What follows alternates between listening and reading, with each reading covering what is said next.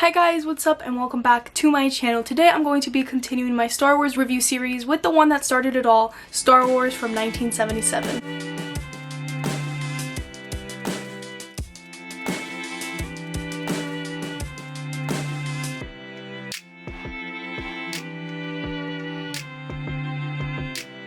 The Imperial forces, under orders from cruel Darth Vader, hold Princess Leia hostage in their efforts to quell the rebellion against the Galactic Empire. Luke Skywalker and Han Solo, captain of the Millennium Falcon, work together with the companionable droid duo R2-D2 and C-3PO to rescue the beautiful princess, help the Rebel Alliance, and restore freedom and justice to the galaxy. I want to start off this review by saying that this review will contain spoilers, so if you have not seen Star Wars, then please go ahead and watch it. It's available on Disney Plus to stream, and I am going to be calling it Star Wars instead of Star Wars A New Hope because originally that is what it was supposed to be called, and then George Lucas made a whole lot of changes to the original trilogy. Unfortunately, I couldn't find the original cut of Star Wars, like the original theatrical release. Instead, I had to watch the one that I do own, which is the one that has like all the special effects added to it. If anybody has found that anywhere, like please let me know because I really do want to watch the original one. So Star Wars premiered on May 25th, 1977, and it was a huge hit and a pop culture phenomenon that to this day we're still collecting Star Wars Funko Pops, movies, action figures, and so on. There are so much Star Wars everywhere we go, and it even went on to win 6 Academy Awards at the Oscars the following year. It won Best Art Direction, Best Costume Design, Best Sound, Best Film Editing, Best Visual Effects, and Best Original Score, all that I think are very well earned because all of those traits in the movie are fantastic. And I do want to just really quickly talk about a documentary that I really recommend Star Wars fanatics, which I hope you guys are all watching this video, and that is a documentary on Disney Plus called Empire and Dreams: The Story of the Star Wars Trilogy, and it really just explains everything that it took to get this movie to where it is today, and it talks about not just the first one but Empire and Return of the Jedi. And there's a lot of changes that were made in the script and a lot of changes that were made in the movie and a lot of obstacles, and it just makes my viewing experience of Star Wars a lot better after I watch that documentary. So I really urge you guys to go ahead and watch it if you can. And right off the bat, when the movie starts, the visuals are beautiful, and something that I adore so much about this movie is that it's just a short span of time you perfectly understand what our heroes are going to be dealing with. The moment Darth Vader walks in, which is arguably one of, if not the best movie villain of all time, we just perfectly understand the stakes are high. The minute he walks in, the entire room just kind of stops for a moment. You know, he walks in the center, there's smoke. It's just, his ambiance is just crazy, and this movie does not waste any time. We know off the get-go they want Princess Leia because of the plans. We know that the plans are given to R2-D2, and then we know all of that scenario really fast. We understand the threat, which I think is just really important from the beginning, because then when we go on to meet Luke, who is this innocent boy, we're like, uh-oh, things are gonna get a bit crazy here. And I gotta talk about Luke Skywalker because, yeah, he's great. I did mention in my Empire Strikes Back review that I didn't really get into Star Wars until I saw Empire, because I saw this one and I really liked it, but I just didn't feel the Star Wars vibes, if that makes any sense. And a lot of it was because I didn't think Luke was that great of a character when I first saw this movie. I kind of thought he was a bit whiny and a bit annoying, and when I do rewatch this movie now, I love Luke. I think he's awesome and I think he's a great character, and I can't wait to continue talking about him in this review series. It just makes it that more sad because we are honestly just seeing a boy, basically a young boy, whose life is about to completely change, and it's gonna just spiral out of control, and he's gonna have to face things he never thought he was gonna have to face. And when you compare this Luke to the Luke in Return of the Jedi, it's a completely different Luke in the best way possible.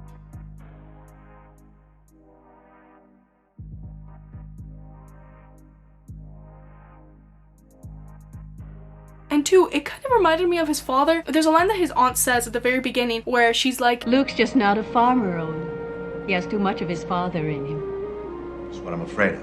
and then obviously I feel like he meant he's afraid that he's gonna turn dark and go to that side and struggle with the Force. But also he has a lot of traits. Every time I watch the prequel trilogy, I'm like, Anakin is so whiny and so annoying. Luke, Anakin, the same. And I want to talk about one of my favorite scenes when he's looking at the two moons. That scene is just perfect, and I have so much to say about that scene because when he's looking out into the horizon and he's seeing these two moons, he kind of takes a second and he looks back down and then he looks back up and he looks onward.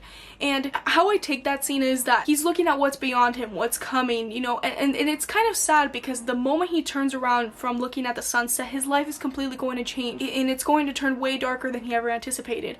I mean, scenes after, his aunt and uncle are literally burned alive, which again is just enforcing from the beginning how dark the Empire is. Every time that I watch that scene, scene. It's just, it feels like the last moment that we're going to see an innocent Luke Skywalker that has never seen anything, that has never experienced any darkness. And John Williams' score is fantastic throughout the entire movie. I mean, this is one of my favorite, if not my favorite movie score of all time. He just composed magic. And actually, this movie was supposed to fail, and even the actors, I'm pretty sure, didn't even take this movie seriously. Like, they all thought this movie was gonna fail. In the documentary that I was talking about, you really get to see how a lot of things didn't go right. The production was delayed a lot of time. It must have been a really stressful situation for George Lucas. But if I was George Lucas and I heard John Williams' score, I wouldn't have been stressed anymore. The score of Star Wars makes Star Wars what it is, in my opinion, and it's perfect. From the beginning, from the very first movie all the way to the last one, it's perfect, and the score just never fails. The movie could be complete garbage, but the score is still there and it makes everything that much better. And then we go ahead and meet Han Solo, and Harrison Ford is great as Han Solo. And funny enough, you know, Han Solo was originally supposed to be an alien, the complete opposite of what Han Solo is. So I think that that's just funny how much that jump was made from the original idea of Han Solo to what he ended up being. What this movie does so well is that it gets us to know these characters so quickly in such a short amount of time. Something that I really like is that in this movie, Han and Leia have so many similarities in so many moments where they have kind of the same personality, and I just love that about them. And I just need to talk about a scene that's so crazy. The scene where the Death Star literally blows up a planet. That's dark, and I've always felt so bad for Leia in that moment because she gives an answer and then they're like, nope, haha, we're still gonna blow up your planet. And I just, rest in peace, Alderaan. Tarkin is also such a great character because he's so scary, and I would just be so intimidated and scared if I ever was in a room with him. And the fact that Leia literally offended him scenes before that is just amazing. I gotta love Leia. Carrie Fisher, of course, fantastic as Leia. I should have expected to find you holding Vader's leash.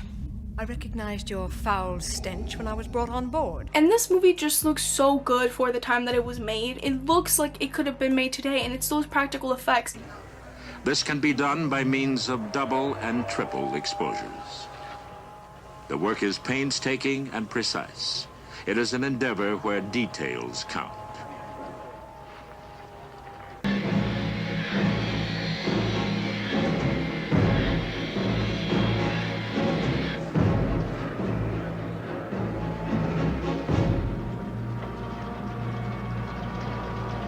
This movie just looks so good. Like when the ships are fighting each other, when the Millennium Falcon is flying through space, it looks amazing. And again, I've talked about this before on my channel. I love how this movie was made using miniature figures, and they would film that flying, and then it looks grand on the screen. It's fantastic, and practical effects are always way better, and this movie just shows that because it's just aged perfectly, where I could see this even in 30 years and I'll still think it looks amazing because they use stuff from real life, making it that much more realistic. One of my other favorite scenes in this movie is the dialogue between Obi-Wan and Luke when he's explaining a lot to Luke and how he knew his father, and he gives him the lightsaber because he mentions the Clone Wars, and I can't even begin to imagine how awesome that must have felt like watching it in the 70s when you had no idea about the Clone Wars because it's not the future and the Clone Wars show does not exist. In such a short amount of scenes, George Lucas was able to just open this world that he has created because he talks about the Clone Wars and the Republic, and it's just amazing because even me, somebody that knows all about this because there's been so many movies and TV shows made about all of this, I'm still amazed every time I hear Obi-Wan Kenobi talk about that because I just think it's so awesome when you're able to expand a world so big in such a few short lines of dialogue. And also Peter Cushing does an incredible job in that scene because you can tell that he has so much hurt from that, and knowing that they're friends even though we haven't seen them be friends,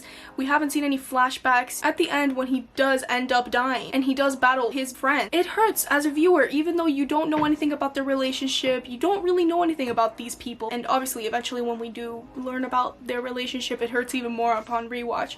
And I need to talk about that scene when Obi-Wan dies because I just noticed this in my last rewatch. He kind of stops for a moment and he almost like lets Vader kill him basically, and I've always taken that like he's done what he could have done and now he's just gonna remain a voice in Luke's head and help him in that way. But it was very touching scene, that scene, the last time I rewatched it, because he looks at Luke and Leia, and that's actually the first time that he has seen Luke and Leia, brother and sister, together in the same room. That hasn't happened since they were babies, and I feel like he could have just been emotional and just happy to see that. My biggest compliment of this movie is that the plot just keeps getting better and better, and it's so investing, and the pacing is great. This movie never takes a pause. This movie just quickly starts up, and with its pretty long runtime, from beginning to end, I'm never bored, and that third act is so fantastic, and that scene when they're rescuing Leia is great. And actually, you know the dialogue that Han Solo said? This amazing piece of dialogue, and I'm just gonna play the scene because it's fantastic.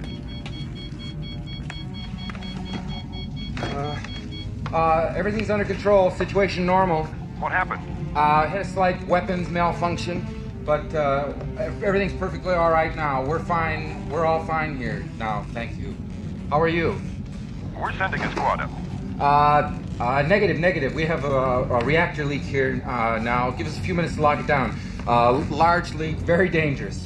Was actually improvised. Harrison Ford was noted a lot of times to kind of like laugh at George Lucas's script or make fun of it, and he said that the dialogue that George Lucas had written didn't feel natural, so purposely he didn't remember the lines for that day, and that's why we get such an authentic, stuttering, not knowing what to say Han Solo, and I thought that that was perfect. And again, Harrison Ford, he sure did a lot of good for Star Wars. And that last act when they're destroying the Death Star is so action-packed, and there is so much tension because so many people are being blown up, and I have to say I love the Star Wars explosions. They feel so dramatic. And then Han Solo comes back because he had left scenes before, and even in this movie there's Han Solo development, and I always say that Han Solo is one of the characters that has developed the greatest in the franchise, because in this movie earlier on in the Millennium Falcon, he didn't believe at all in this religion, in this force. He kind of said that he just didn't believe in that. Eventually we do get him literally in this movie saying, "May the force be with you." So I just think that's already a lot of development in his character, and then him coming back is just great to help Luke out. And then Luke eventually turns off his camera that helps him see where he has to hit, and he just does it with the force, and boom, the Death Star is gone, and